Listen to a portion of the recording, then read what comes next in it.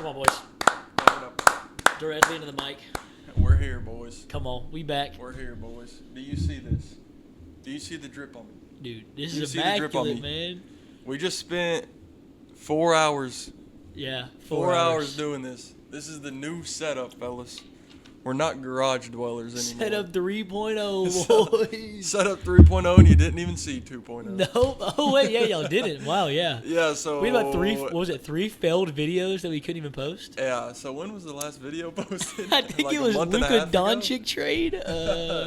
Yeah, the last video we posted was about 2 months ago, maybe a month ago. so. We don't even know. But I think it was like the beginning of March, end of February, something like that. So what's happened since then? We've been in school. We've been in work. Yeah. In sports, we had Rory finally won the whatever it's called, Yep. Masters.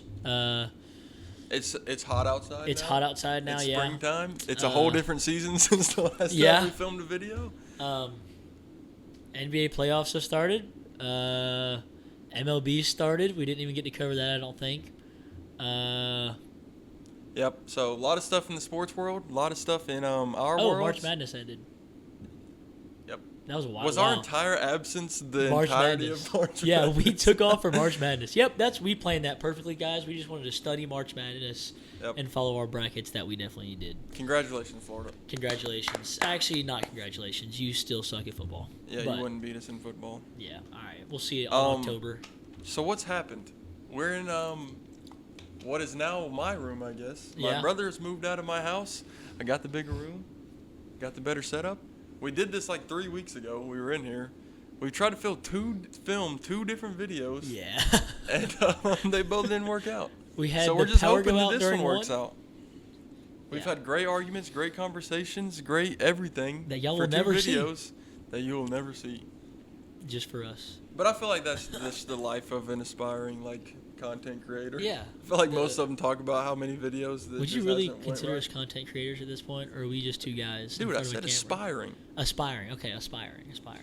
I'm journalistic with it. Journalistic standards, allegedly. All right. Yeah, we're aspiring. Aspiring. We content suck, but creators. we're aspiring. Hey, You can be anything you want as long as you put aspiring in front of it. I'm an aspiring everything, apparently. I'm an aspiring millionaire. I'm an aspiring... So I'm pretty much a millionaire. Yeah, I'm an aspiring valedictorian. Even though I've already graduated high I'm an school. aspiring woman. See, but you can do that nowadays, and you don't have Exactly. to. All right, never mind. All right, let's not talk about. All right, let's talk about sports. I guess we're gonna start out with what we have at the top of our page. So UGA just had a big trio out of the transfer portal that they just got. One of the main ones being running back Josh McCray from Illinois. Excuse me. Illinois? All right, Illinois. My bad, dude. Dude, I've always called it Illinois. I've called it Iowa. Like Iowa. I used to call it Iowa instead of Iowa. And then Illinois. You're saying that the same way. Iowa? No. Iowa? That's the only way Iowa. to say it. No, but like I would say it like... Dude, you definitely just said I used to say Iowa, and now I say Iowa. No, I used to say Iowa. Now I say Iowa. Okay. Big difference. Not really. Big difference, 100%. But Josh McCray, not last two seasons, but last year he had a really good season. One of his biggest games was in the South Carolina game in the Cheez-It Bowl, where his team won 21-17. You saw the heated argument between Illinois' head coach and Shane Beamer. And then he ended up having 13 carries for 114 yards with 2 of their 3 touchdowns that game. His freshman year, he had a really great season. Unfortunately, just as every Georgia running back we've seen has dealt with injuries, so we're bringing another injury-prone running back into our running back room. But he's not guaranteed time. I mean, at least in my eyes. We have Nate Frazier, who's going to be a guaranteed starter day one, running back one for UGA next year. Kirby's basically already said that. And we do have Branson Robinson leaving in the portal, but we do have Roderick Robinson, Chauncey Bowens, Dwight Phillips, and Chauncey Bowens and Dwight Phillips are both sophomores. I believe Roderick Robinson is a redshirt sophomore, and then we have 8th-year veteran Cass Jones still on our lineup. So he's going to have some competing he has to do, but it is a big name and kind of just more depth for that running back room. The second guy who we got is a defensive lineman, Josh Horton from Miami. Yeah, so he basically played only like 3 games last year. Didn't really do much. But we have Michael Williams, Terrion Ingram-Dawkins, Nazir Stackhouse, and Warren Brinson all going to the NFL. So that's like 4 guys who we're basically just not going to have any year, who have next year. So I guess we're bringing in someone who has potential of being a dog. Mm-hmm. So hopefully he'll be good. And then the biggest and most notable guy that we got is linebacker. How would you pronounce that name, Gavin? Elomedozi. Elomedozi? I like that. I mean, Elomedozi. Elomedozi. You have to say it all at once. It's all one name. Elomedozi. I can, yeah, Elomedozi. He's arriving as a junior from Army. At the time that he signed with Georgia, he was known as the best player still left in the transfer portal. And he only played 4 games his freshman year. I don't know why he wasn't redshirted. I don't know if you can only play 3 games or 4 games or 5 games. I don't know what the redshirt rule is, to be honest. But he was a true freshman, then a true sophomore. Now he's going to be a true junior coming to UGA. And last year he had a staggering 34 total tackles, 18 were solo, 16 were assisted, and he had 6.5 sacks. So with Georgia losing Chaz Chambliss, and we're losing projected first-rounder Jalen Walker. Those are 2 notable names we're losing. And for some reason, Damon Wilson decided to leave UGA and go to Missouri. So this is a much-needed pickup for the Dogs. Definitely needed some more linebacker help after losing 3 dogs on our linebacking core. So I don't know. What are your opinions on UGA football for next year? I don't know how much you've studied the offseason a little bit, if not all, or what's your projections for UGA so far? Well, see, the thing is I don't pay attention. I just like watching them on Saturdays. So I was about to ask you, the question I had for you was, because I don't even know how this whole transfer portal thing is working now. Okay. But it seems to me how, like, this is going to be an every-year thing now. Every team's going to be moving players around now. 100%. It's pretty much like professional sports. So we're going to have a free agency every year. So what I wanted to ask you was, do you think that UGA has done a good job of filling holes as needed? Do you think these pickups they've got so far, just kind of what would you grade them? Yeah, I mean, I would give UGA, I would have loved to see, I would have loved to see some secondary help just with the loss of Dan Jackson and Malachi Starks. But we do have KJ Bolden, we have Ellis Robinson the second, and we have, I think Dalen Everett is coming back, I believe. So we have some people returning. I would have loved to see us bulk a little bit, just get some depth. But I feel like UGA did a really good job of going out earlier in the year, getting wide receivers such as I believe his name was Noah Thomas, I want to say, played for Texas A&M. We had Zachariah and Zion Branch from USC. Zion is the free safety, so we got him, but he's not a high-caliber player. He may get some time in there. But his brother, Zachariah Branch, was, I believe, a 4 or 5-star coming out of high school, and he'll be a redshirt sophomore or a junior. So I'm really excited to see those guys play. And we just lost Nitro Tuggle and a couple offensive linemen. No. Well, dude, after you Nitro! Dude, all right, so Nitro Tuggle tried to leave last year. We got him to come back. Tried to leave this year. Got him to come back. You know what he did in classic Georgia fashion? Decides to race cars, and the guy he was racing crashed into somebody's garage. So, I don't know if this has came out or not. I personally think Kirby may have been like, hey, man. Get out of here. Get out of here. They pulled a Tennessee. Dude, as Kirby, you got to have some common sense here. The dude's name is Nitro. You guys to drive fast, dude. Exactly, dude. Kirby. But no, it's all Kirby's fault, man. I was really hoping to see Nitro Tuggle this year. I liked him a lot. But I feel good with the way that UGA Wait, where has. Did he go? He just entered the portal. He's entered the portal. So he hasn't been anywhere yet, just with his off the field problems. Wherever he's going, he's going to get there fast. He sure as heck is, dude. But I don't know. I feel like Georgia's done a really good job of kind of filling in the gaps, but I wish we would have got some more O-line help. The line in the secondary is where I really wish we would have got some more help on. But other than that, I feel like we've done a really good job.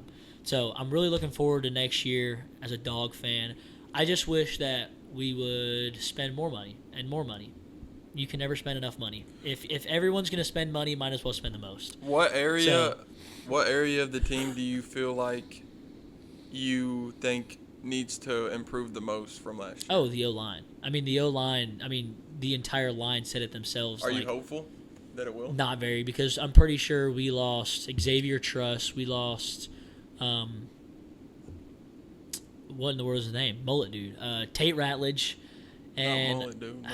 Man. And then there's one more I believe we're losing. I believe we're losing 3 offensive linemen. So hopefully Kirby has guys who are planning on stepping up. But all I remember hearing last year is we're supposed to have a great O-line, very experienced O-line. That did not happen whatsoever. I mean, we had an experienced O-line who dealt with injuries, and I believe we may have had the same exact starting O-line for maybe a week or two, and then injuries just absolutely wrecked us. So hopefully the O-line will do better this year, and then the D-line, we just got to get to the quarterback. I miss Jordan Davis.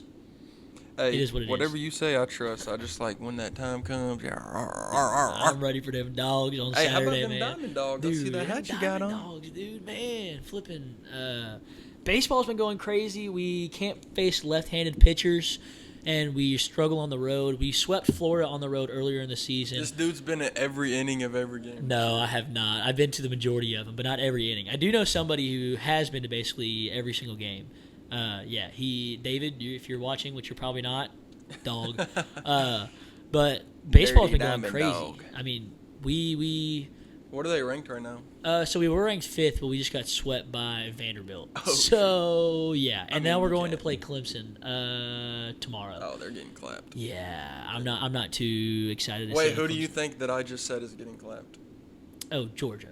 No, I think Clemson's getting clapped. I don't know. What is dude. Clemson ranked? 2?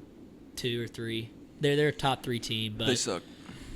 I hope we beat them. I mean, we just beat. The thing that confuses me with Georgia is we beat Florida earlier in the year, swept them. We go to Texas and we get swept.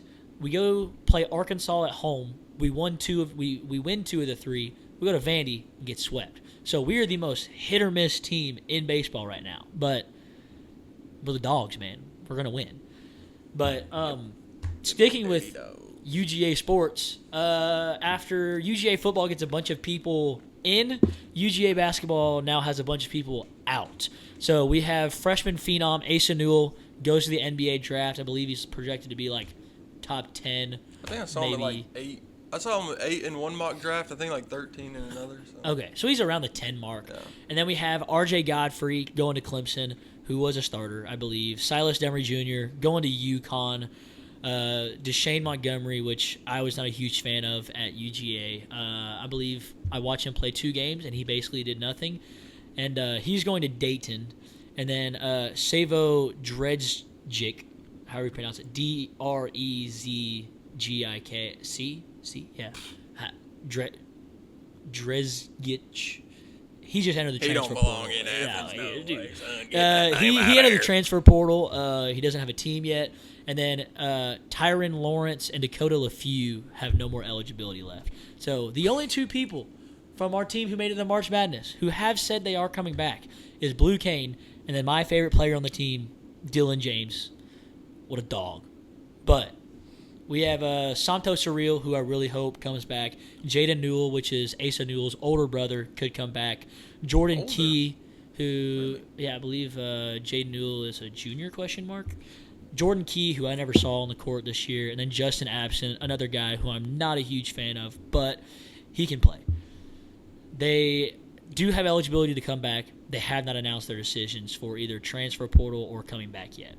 So that's basically that. So is this a money thing, or what do you think? Is this all these dudes leaving to get money, or is it just... Oh, I mean, yeah. If you look at the teams who they went to, Clemson, UConn, Dayton, NBA. I mean, they're... I feel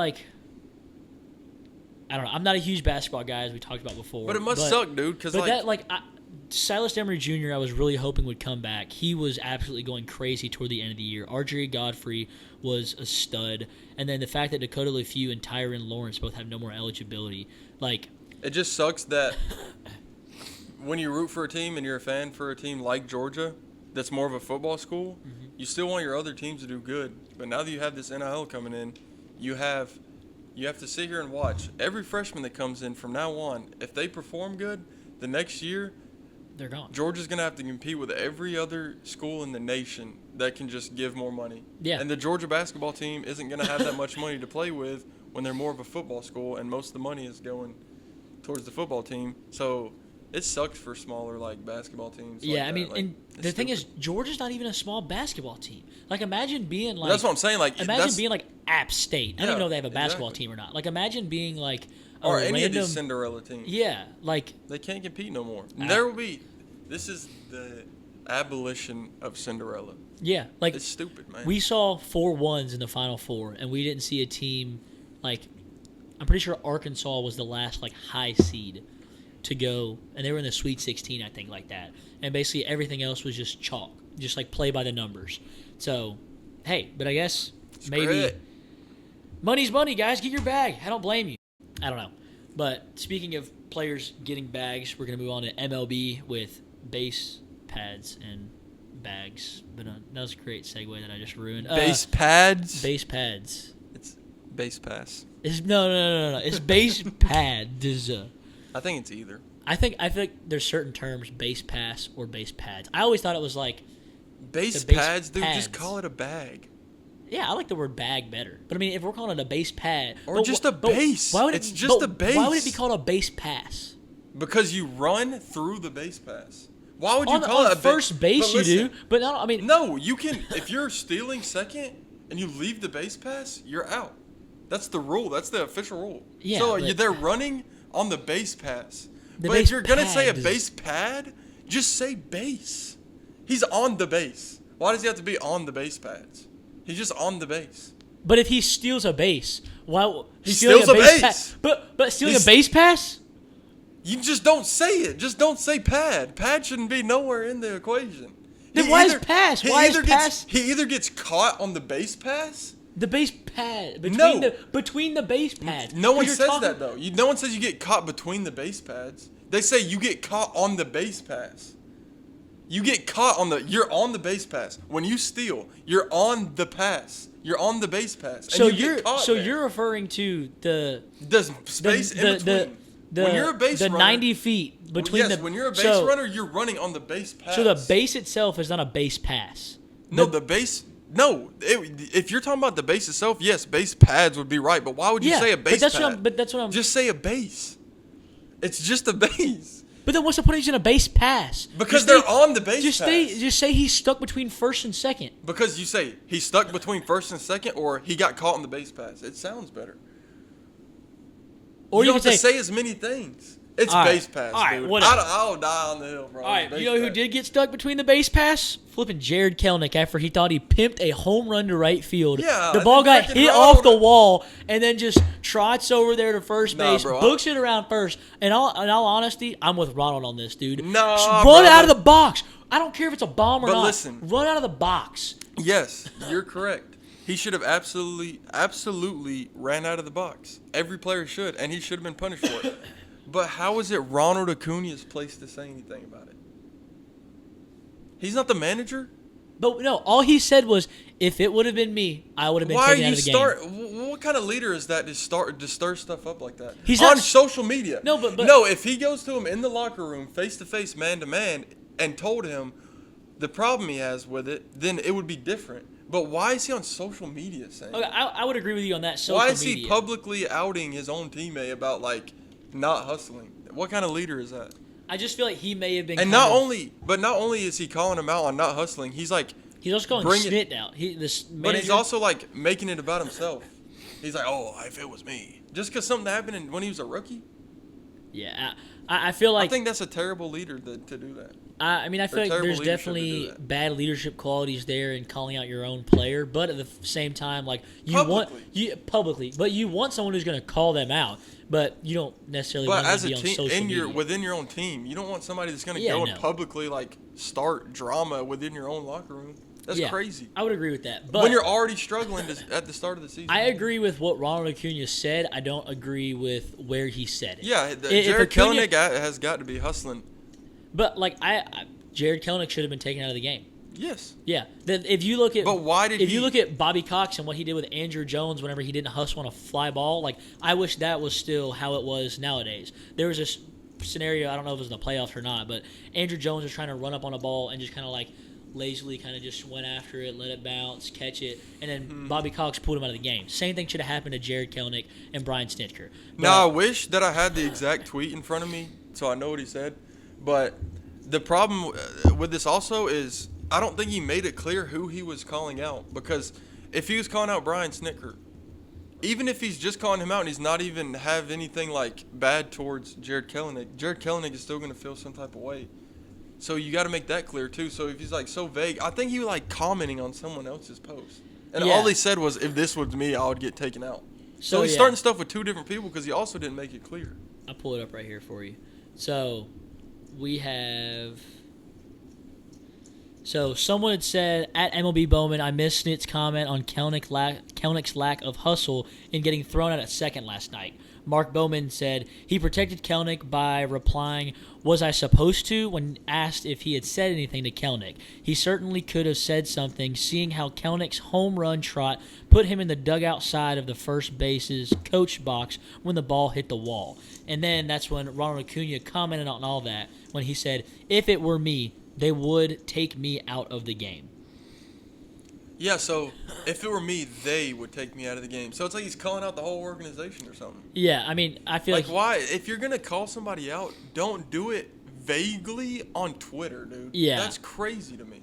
I feel like Twitter's just not a great place for any professional athlete to be. That's what I'm saying. Like, dude, you're a professional. Like, professional athletes should have people who run their accounts for them. Like, you should not have access to your own. This should have been dealt with privately in the locker room within the team after that game and then been done with. But now he's spread it over everything. And now it's a story on Yahoo Sports. Exactly. So that's a terrible leadership quality to me. Yeah, I would agree with that. And I feel like that really hinders Acuna. Because I feel like that's why he struggles sometimes. Like, yes, he's dealt with injuries, and there's nothing that he can do about that. But I feel like the one thing that does hold him back is his leadership qualities. I feel like he is he has an ego about him that it's about himself and his own accomplishments more than the team. 100%. But then also he did prove me wrong a little bit and changed my mind a little bit this season by like claiming that he'll steal less bags and be less aggressive so he can stay in and be healthy for the team. So that's one thing. But I just feel like throughout his career, he's just been a little egotistical in some areas. Yeah. I mean... And I am a dude sitting on the couch talking about, I was about to say, if it was me, I don't know how humble I would be either. I hope I'd be humble, but... But, I mean, but you got other guys in the same league that are like that are humble and are good leaders. Like Freddie Freeman. Exactly. Like that's one of the qualities whenever people would compare Freddie to Acuna. I'm like, Freddie and Acuna are really good, but Freddie's leadership and that's why Freddie brought much better. Freddie brought a World Series to the Braves and then went off and won his own. Yeah. And I mean, that's why Ronald hasn't won a World Series. He hasn't. He doesn't have a single World Series ring. We had Eddie Rosario, Jorge Soler, and Jock Peterson replace the great Ronald Acuna Jr. Like, if you're replaceable by Eddie Rosario or Jorge Soler or Jock Peterson, replaceable to the point where the team won a World Series without you, yeah. So I don't know. I mean, I guess that shows how good the Braves' depth were, or maybe how easily replaceable he was that season. But the Braves so far this season, after going 0-7, are now 8-6 in their last 14, 6-4 in their last 10. Wait, pause. I just want to say we just talked all that crap with the Acuna jersey. Yeah, so it's tough love. I love Ronald Acuna. I just want to make that clear. He's awesome. I love Acuna when he is. I just feel like in this context of this tweet, this is a problem area for him. It's just like at some points, he's just like, seems like he's more of a disruption than a leader. Yeah, as a player in that jersey, great guy. Like, great player. But I feel like the leadership is definitely lacking quality. I would rather prefer an Ozzie Albies as my leader than Ronald Acuna. But top 3 Brave currently. Yeah. We're not getting into this debate again. I think that was 100% one of the episodes we cut out. But a little flashback, we debated whether Ozzie Albies was a top 3 player on the Braves. Which I think I said top 5. You said top 5, which I mean top 5. He's not top 3. No, he's not top 3 because you have Marcell Ozuna, Austin Riley, and I'm Matt not Olson. putting Matt Olson above him. But Matt Olson not having a good year? I mean, No one is, dude. No one. Bro, I saw a screenshot. I have not got to watch many Braves games this year. It's just like last year because I'm not getting into it. What stat do you want? But screw streaming, screw Turner Sports, whatever. Oh, good old FanDuel Sports Network. Whoever's Oh fault my it is, gosh, screw dude. not being able for me, a poor little, sad little, Gotta get that Fubo. poor college student, just can't watch his good old Braves team. You just gotta steal your parents' Fubo account, man. That's how you. They don't have it. It doesn't. But dude, it doesn't matter if I have Fubo because I can't stream crap because my internet is garbage. That is true. But yeah, Braves have definitely been. I saw a screenshot though. Is what I was saying. I saw a screenshot that like no one was even hitting over like 150. Oh yeah, At it was. one point. So yeah, that was the first couple games. At one point, we had not a single person above 200 other than Nick Allen, the backup shortstop, which is now kind of the starting. I could be wrong, but I definitely remember reading something about the Braves had the worst like start to a season batting average wise in like some time. Oh yeah, it's horrible. So we have Austin Riley's hitting 264. That's better. Ozzie Albies 244. Yeah, see, they're Michael pretty good. Harris is right at 200 basically. Olson's at 233. Ozuna's still having the best year at 305. Jared Kelenic 180. Brian De La Cruz 191. Nick Allen 267. It seems to me like something happened, dude. There was some bad juju at the start, bro, and I think they're gonna turn it around. A guy who I'm liking a whole lot right now is this boy Alex freaking Verdugo. He basically hits 4 for 5 the other day. Dude, I saw that. But the thing is, so he's played 3 games, I believe.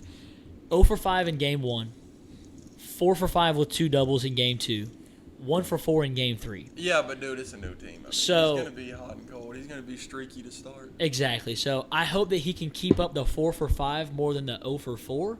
But the only thing that I am a little bit worried about the Braves right now is I believe we have 21 games in, and we have 1, 2, 3, 4, 5, 6, 7, 8 players with home runs, and the most is 5. We only have 27 home runs in 21 games. So I don't like that at all. But I feel like we're a team that I feel like this is why we're losing. I mean, we got swept the first 2 series, didn't we? Yeah, we went 0-7. I mean, dude, you just got to forget about them first 2 series. And in my our eyes, season started after. In my eyes, we're 8-6. Yeah. Like we played. But we played the 2 best teams in the MLB and got swept. Yeah, on but the you road. Can't really think too much about anything in April, bro. It's April. No, it's just who gets hot, man. And I mean, what's going to be strange is whenever Jurickson Profar comes back. I mean, I hope that he can come back and do great, but he's not able to play in the playoffs. What is that, 80 games? He's 82-game suspension. So I believe he'll be back. That puts him around, like, I don't know, June, July, end of June maybe, early July. I don't know what if the math adds up there. But that's crazy. And he's not able to play in the playoffs. He's not what? He's not able to play in the playoffs. He's not allowed to be on a playoff roster. We can make it to the playoffs, and he's not allowed to be there. Just for this year? Just for this year. He has a 1-year playoff ban. Dude, so what? I don't know why. So it's an 82-game suspension and a playoff ban. So if we make it there, say we get hot with Jurickson Profar, he could be like on pace to do one of the best years he's ever had in the 80 games that he plays, and he won't be in the playoffs. But other Braves news: Strider's coming back. He already pitched 1 game. He should be pitching game 2 or 3 against the Cardinals this week. Strider die, baby. I know Spencer Schwellenbach is going today, I believe. But that's enough about the Braves. Some other things that happened in the MLB. The Reds absolutely humiliated the Baltimore Orioles in Baltimore in their own stadium, Camden Yards, by beating them 24-2. Like, dude, wasn't it in like 2 innings too? They had like 2 innings with like 11 runs, or am I stupid? No, they had 6 innings where they scored 2 or more runs, that's what it and was. they had 4 innings where they scored 3 or more runs. That's insane. They had a 7, a 5, a 4, a 3, and then like 2 2s or something like that. The math hopefully adds up there, and a 1. So they scored in 7 innings. So it was absolutely insane. And then another big news in San Diego, the team that swept the Braves to start the season. Luis Arias lands on the injury list after a hard collision at first base with second baseman Mauricio Dubon after an attempted bunt. Second baseman came to go to first base. First baseman then threw it to Mauricio. There was a collision at first base as Luis Arias stepped on the bag, and Mauricio also tried to step on the bag. Basically, Luis Arias caught Dubon's shoulder at full speed, and he fell to the ground, had to get carted off the field. He's in concussion protocol now. He was rushed to the hospital. They said there's no fractions. He's in stable conditions now, but he will be in concussion protocol. All right, so this brings up a point. I'm just going to ask you this. I'm not leaning either way about it. What do you think about the softball bag? They need the double bag. I mean, you think they do need the double bag? I mean, I feel like I love it in college, but I don't know. I feel like it looks kind of Mickey Mouse. Didn't they just make the base pads bigger? Yeah, they did. Like they a couple did. years Yeah, ago. I would say they made it like bigger. Like I want to say last year they extended it like a couple inches, but apparently it doesn't matter that much. No, wait. So it's the bag. The second bag goes on the outside or the inside? So yeah, so the first bag. So the runner runs to the outside? Yeah, so basically it gets you out of the way. So if somebody is coming on towards the bag and they do carry through the bag, you can still miss down. No, in all seriousness though, I think it's fine because from home plate to first, the goal is to get there as fast as possible. It's not to slide. It's not to do a swim move. It's not to deceive like the defender. You're just running in a straight line. So it's more about speed than anything. You're just trying to beat out the throw. So I don't see any problem with them having the second bag to just be safe. I don't think it changes anything. It doesn't change like the game at all. So yeah, and the only time that bag should be used is whenever there is a runner who ran out of the box going towards first base. Like after you get on the base, that bag is dead. Yeah. Like, but it doesn't even that's what I'm saying. Like it doesn't even really change anything because like once a runner is on first base, why would they even want to use that bag? I guess just to get further away from the batter. I don't know. I would say there's no really the only. Oh, you're talking about the defender can't use the bag. Yeah, like the first baseman can't that bag use the bag. is dead. Like regardless. But I still don't. I mean, why would anybody want to use the outside one anyways? The only time I've seen is whenever a guy was trying to get picked off, he accidentally got on the wrong bag. I actually think it would be good, more like it'd be better for the game, even in the sense that people would hustle more to first because they wouldn't be as worried about like if it's like the 15th game of the 162 game season, they're not gonna want to like hustle that hard because they don't want to get hurt for the rest of the season. But if there's a second bag and the chance of injury is that much less, then they're going to be hustling more, which means more runners, which means more runs, which means more exciting games, and that's what the MLB front office wants anyway. Yeah. Is it not? So, I mean, I think it'd be good. I think it'd be good for the game. It is. But yeah, that's enough about baseball. Baseball, we're in game like 21 of 162, so we're like an eighth of the season done, I think. If that maths. So, that maths. Yep. Yeah. Yeah, dude. People complain about how long the MLB season is because it seems so boring. But, dude, could you imagine if it was only 80 games? There's teams that's played like 25 games already. Yeah. That's crazy how fast baseball goes. Dude, because this is many doubleheaders. This is the only sport where you can play 7 games a week. Yeah. Like, it may not be the most physically active game, like, a singular day, but I feel like it is the most, like, physically demanding over the 8 months you're doing it. Like the only other sport I could see where it's like less physically demanding is like football or rugby. Yep. And it's definitely not basketball.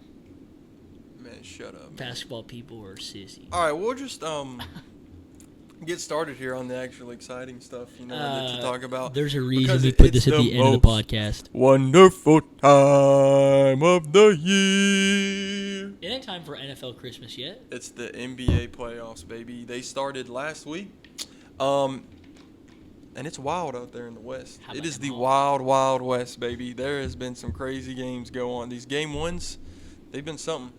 So to start off, we saw Minnesota beating the Los Angeles Lakers 117-95 to take the first game of the series. Man, I don't know. Dude, it was Luka's first playoff game as a Laker.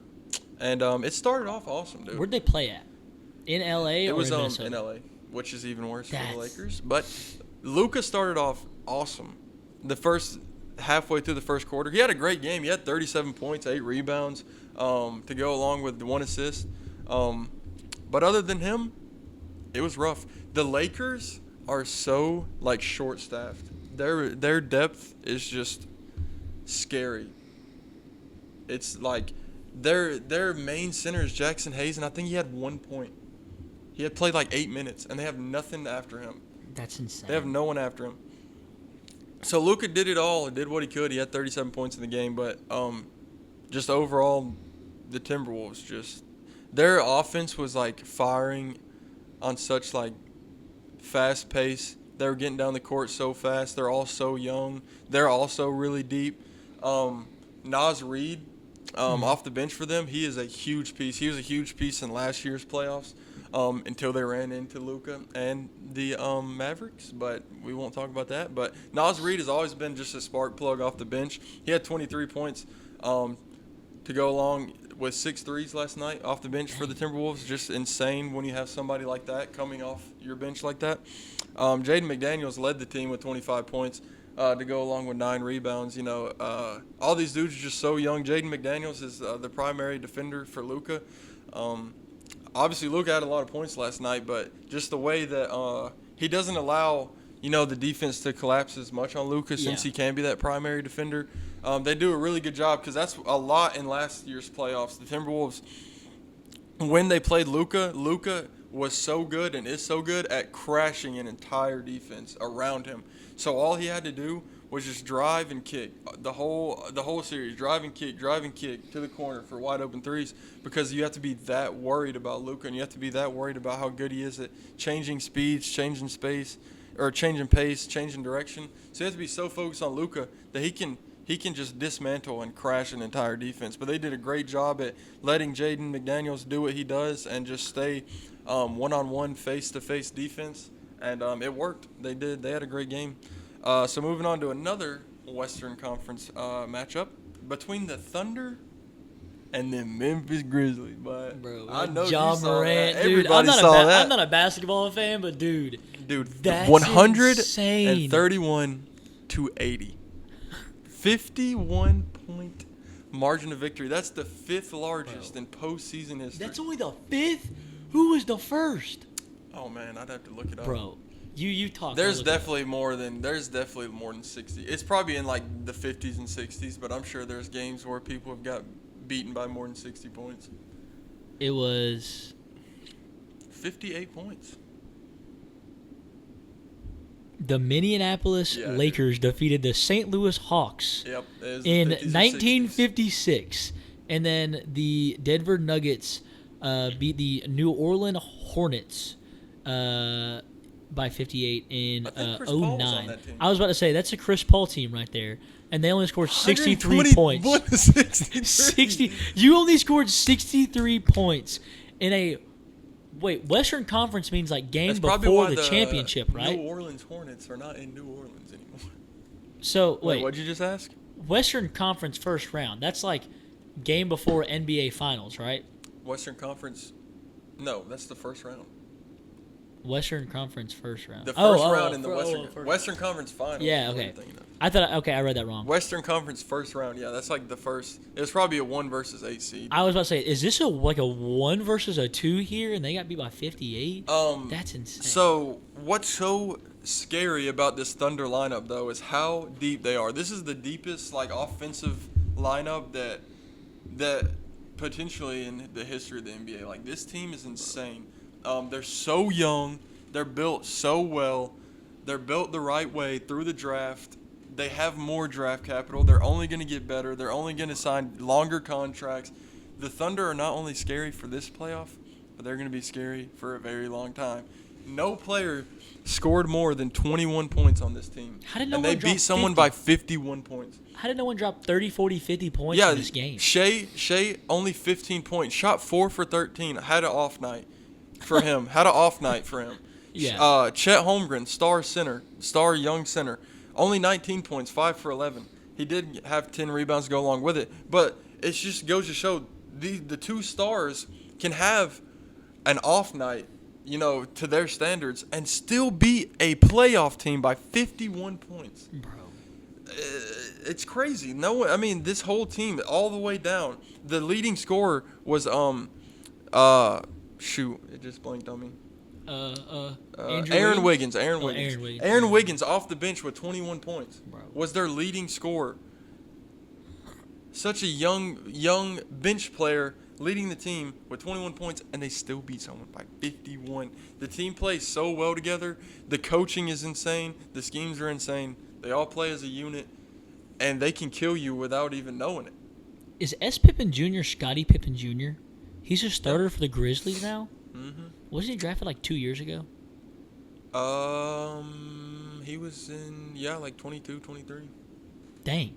I didn't realize he was actually like, where he only scored I 2 didn't even points. know the Grizzlies were a playoff team. I'm going to be completely honest. 'Cause I thought John Morant was coming back from an injury, and don't know. I did not know that they were. I'm just looking at their lineup, and I'm like, you have Zach Edey, who's a rookie, 4 points. I don't even know who Jay Jackson Jr. is. Yeah, this team. 4 points. I don't know. I mean, it's a 1 versus 8 seed matchup, so this is expected for them to get beat like this, or it's expected for them to get beat, but not like this. I don't think this is a fluke either. I think the Thunder are going to run through a lot of teams. So you think we're going to see the Thunder run through a bunch of teams, kind of how we saw the Celtics do last year? How the Celtics just kind of dominated the West. You think that the Thunder's going to be that caliber of? I mean, I don't see them matching up well. I don't see the Rockets matching up well with them. I don't see the Lakers matching up well with them. I don't see the Nuggets. I don't see them matching up well with them. No. I just don't see anyone that matches up well with a team that can flood you with so many points in so many different ways from so many different players like that. Yeah. They scored 130 points in a playoff game with their leading scorer only having 21. That's insane. That shows just how much depth this team has, and that's a scary thing to have in the playoffs. Yeah, that's dude, what you need in the playoffs is depth. And this isn't even speaking on their defense. Every player on that team, they got dogs on the defensive end. Shea is a dog on. He's one of the he's one of the best two-way guards currently in the NBA. Lou Dort is one of the best defenders overall in the NBA. He's been in defensive player of the year talks for the past couple years. Isaiah Hartenstein is one of the best big men, one of the best utility big men in the league. Chet Holmgren, he's great on offense. He can hold his own on defense as well. And then you have Jalen Williams that are both great two-way guards as well. Every single player on this team can hold their own on the defensive end and is insane on the offensive end. This team it's a scary one. And then this is why I say I do not see them having much trouble with anyone, at least in the West. I could see them maybe matching up well with the Cavs or the Celtics or someone like that in the East, maybe. But I think they're running through the West from what we've seen so far. Because as I just said a minute ago, I don't see how the Rockets are going to match up well with them when the Warriors just stole Game 1 from the 2-seed Rockets. How are the Rockets a 2 seed? The Rockets are a good young team. They did really good. Isn't there a guy like Jalen Green? Jalen Green. They got Jalen Green. They have Josh Giddey they just got from OKC. Yeah. They got a lot of good. They got Kobe White still. Hey, wait, Josh Giddey on the Rockets or the Bulls? Josh Giddey is on the. Oh, excuse me, he's on the Bulls. So who am I thinking of? They got dudes like they got Alperen Sengun. That's one of the best young centers. One of the best young bigs in the game. They got Jalen Green. They got Fred VanVleet. He's been there for a couple years from Toronto. I did not know that. They got Dylan Brooks. They got a lot. They've got a lot of young core players with some good veterans like Steven Adams is there. Okay. They got him. They have Amin Thompson. He's he's their rookie. He's really good. So they got a good young core, but I think the OKC Thunder have just that little. They have a couple more years of experience under their belt than the Houston Rockets do, and I think the Rockets are very comparable to the Thunder like 1 or 2 years ago. Okay. But the Thunder just have that much more experience that makes them that much more effective. Yeah. But yeah, the Rockets fall to the Warriors, who just had, like I just said, it's the same thing as I just talked about with the Thunder. The Warriors just have that playoff experience in them that just pushed them over the top. So, the Warriors stole Game 1. So, That was very unexpected, but they did. Jimmy Butler was a late add-on for the Warriors late in the season for them, so he's been doing great. He had 25 last night, along with Stephen Curry's 31. I don't see them going very deep in the playoffs because of that factor of depth. I don't think they're very deep.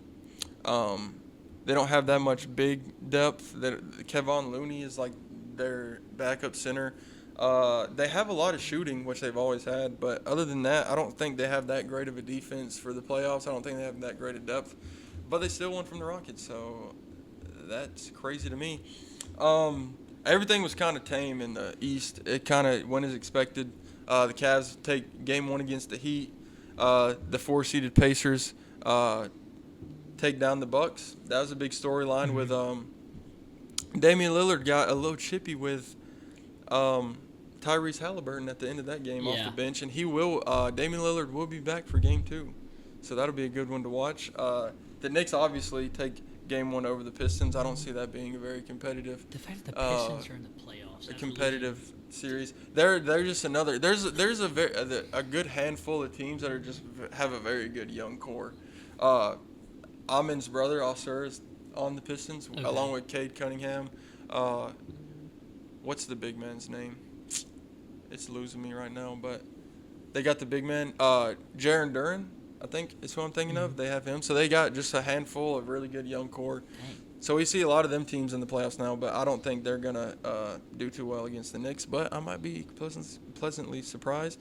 And then finally the Celtics take game 1 over the Magic. That's not a surprise. Yeah, dude, I wish the Orlando Magic go on a run, so we get Orlando Magic. But, yeah, the West is going crazy right now in the playoffs. The East is kind of going as it should. But I'm excited, dude. I hope the Lakers pick it up. LeBron had a slow game last game. He's kind of showing signs of fatigue and oldness. Age. And he's not locked in, dude. He's talking about Kevin Gates on social media, brother.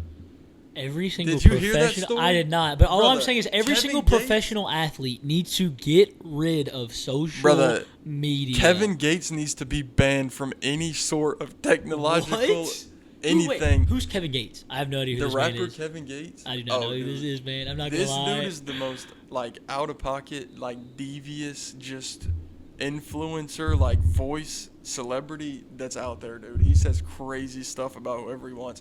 So, the story that I've gathered so far is Kevin Gates was on a podcast talking about LeBron James and his wife, Savannah James. Keep my wife's name and out your mouth. he's talking about, he says something crazy. I might put up the clip if I see it. But he's talking about, how he couldn't be LeBron and he couldn't be with Savannah when he knows all the white women that see LeBron are going to be a lot more into him than Savannah acts. And it's dude, that's the kind of stuff he was saying. Bro. And then LeBron goes on his social media talking about the king does what he wants and has a picture of his wife on there. It's dude, like The what Rock. happened to playoff LeBron when he went 0 dark 30, dude? There was years where this man would delete social media and be talking about, I'm going 0 dark 30. I'll see y'all after the playoffs. And go win a finals, man. What happened to that?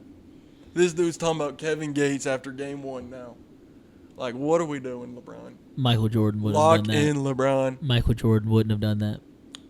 You cannot say that. Michael Jordan wouldn't have done can't that. say that because Dude, Michael Jordan's discipline, Michael Jordan wouldn't have done that. Michael Jordan would do anything to win at all costs. Michael Jordan would have been like Kevin. Michael, would have been like Kevin Durant on social media. No, Michael Jordan would have been in. He was way too competitive not to be on social media talking to some randoms about you'll never be like me, all this and that. No, Michael Jordan. No. He was a 22, 23-year-old competing for MVPs, dude. He'd be all over social media. Yes, he would. He would not have. Yes, he would. Nope. Could you imagine if Dennis Rodman had social media when he was a player? If Dennis Rodman had social media as a player, he would be the Kevin Gates of the NBA. I know you don't know who that is, but dude, he'd be from worse. based off He'd what be you worse said, than Kevin he would be Gates. telling everyone to do everything to. Dude, nah. All right. Before we get way off topic, who is your team out of the West that you're taking, and your team out of the East? Thunder's coming straight out the West. How I see it now. Do you think they'll lose a game? Oh, they'll lose a game. Yeah, they won't go 14-0, 16-0, nothing like that. What if you don't think they will? 12-0, isn't it? No. 4 games. 4. Yeah.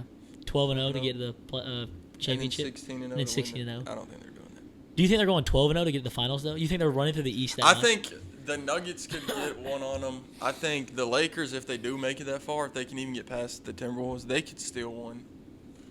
But they'd have to make past the Timberwolves and another round to get to them. I think the Nuggets could steal one. Okay. I think. But you're taking Thunder No, straight out of the West. People can compete with the Thunder. But you're taking Thunder straight out of the But West. I think though. the Thunder's depth is going to carry them. Okay, the so whole not 12-0, but you're I still don't think taking no. Thunder. I don't think Okay. it's like the freaking 03 Lakers or nothing. No. But the Thunder, I think just their depth and how they play on both sides of the ball as a unit and each individual player, how they can hold their own on both sides of the ball, I think the Thunder are easily coming out the West. Now, Yeah. the East is a little different because I can see the Cavs or the Celtics or the Knicks coming out of the East. I think it's going to be the matchups, however it falls. Because like, if the Knicks play the Cavs, I'm taking the Cavs. But if the Celtics end up playing the Cavs, I don't know. And also, I mean, dude, I don't think the Pacers are going to do nothing crazy. The Bucks, did last if year, Giannis though. decides to, The Pacers did something last year. Yeah, but they I don't expect them. I didn't expect it last year just the same as I don't expect it this year. They could, but I'm just talking about what I expect. Okay.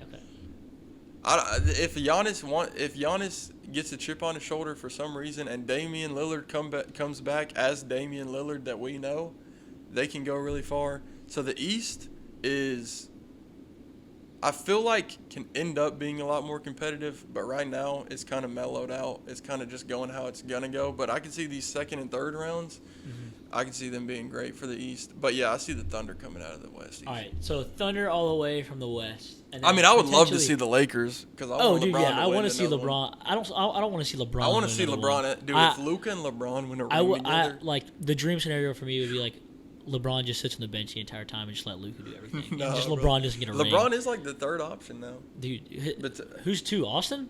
yeah, Austin Reeves. Dang. For scoring option. Boy, dirty. So, Thunder all the way. from The West. Lakers just don't have a center, dude. Like they're not gonna do it with Jackson Hayes. Like if they would have got Mark Williams, dude, the Lakers could be a 1 or 2 seed. And dude, holy crap!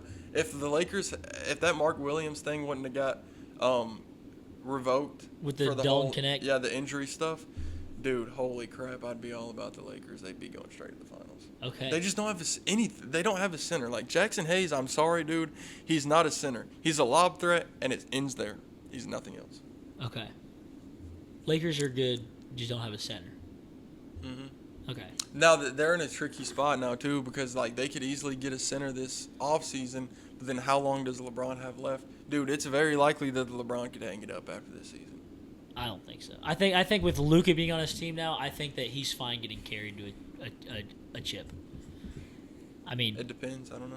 I think it's going to be a very late decision in this offseason though. so you think I it's think he's going to see what the Lakers do this offseason and then decide. You think we're going to see the decision 2.0 or whatever that was? Oh, dude. the decision? The decision? The la conver- Yeah, all right, yeah. So then East, it's Cavaliers, Knicks, Celtics. 1, 2, 3. Yeah, that's how I see it.